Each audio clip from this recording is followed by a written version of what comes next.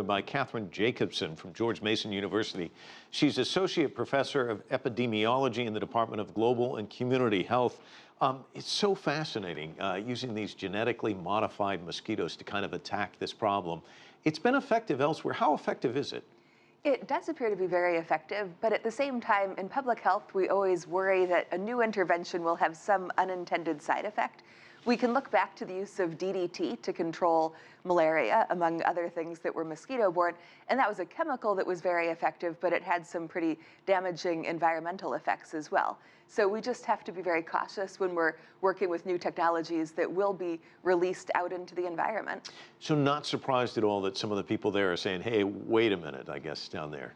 Yeah, most of their concerns are ones that we can say with science we don't need to worry about, like that the mosquitoes biting people would be more dangerous than a regular mosquito bite. But at the same time, anytime we're releasing millions of mosquitoes in this test situation, we just want to be sure that we're really careful before we do that.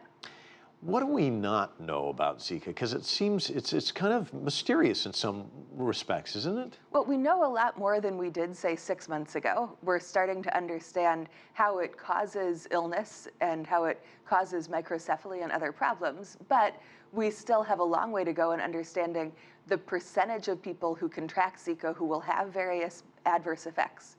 We still know that most people who get Zika have no symptoms at all.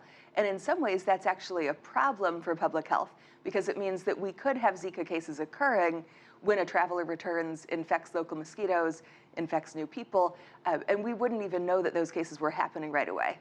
It's interesting, the weather here has been crazy. You know, it's nice and warm, then it's cold, then it's nice and warm. So back and forth all over the place. But I noticed we've been getting a lot of rain here in the Washington, D.C. area. And then, you know, that's one of the issues that we always see, the pooling of water and that sort of thing.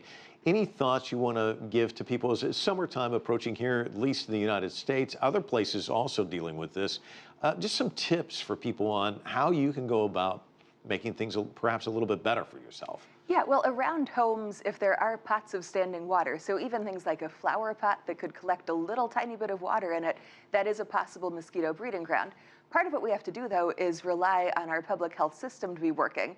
Especially in urban areas, we'll see people out doing mosquito control with spraying chemicals and other things that at the community level will be protecting people from mosquito bites. What do you think we can expect here in the United States? I mean, there's a lot of people alarmed about this. Optimally, what's going to happen, do you think? We don't think that Zika is going to be something that spreads across the whole U.S. Now, part of that's just that we don't have the mosquitoes across the whole U.S., but we also have mosquito control, and the public health departments are really being aggressive about spraying for mosquitoes.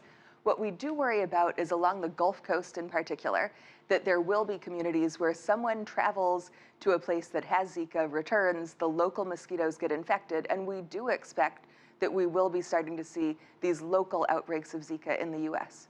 What about pregnant women who are watching?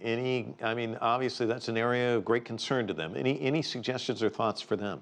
Well, I'd say maybe we need to stop thinking about this as a problem just for pregnant women and start thinking about it as a problem for everybody. The only way pregnant women will be getting Zika is if a mosquito bites them that's bit somebody who had Zika. So anyone who's traveling to an affected area has a bit of a responsibility at this point to be taking precautions to prevent mosquito bites so they aren't the ones that bring it back to their home community. And of course, with the Olympics coming up, you're going to have a lot of people traveling there and back. So I guess we could see a huge issue. We will see a lot more travel-related cases happening here in the U.S. All of the cases so far in the mainland U.S. have been travel-related. We will see that count go up. Always great to have you on the program. Thanks so much for stopping by. You're welcome. If you like what you just saw, follow us on social media and visit our website, cctv-america.com.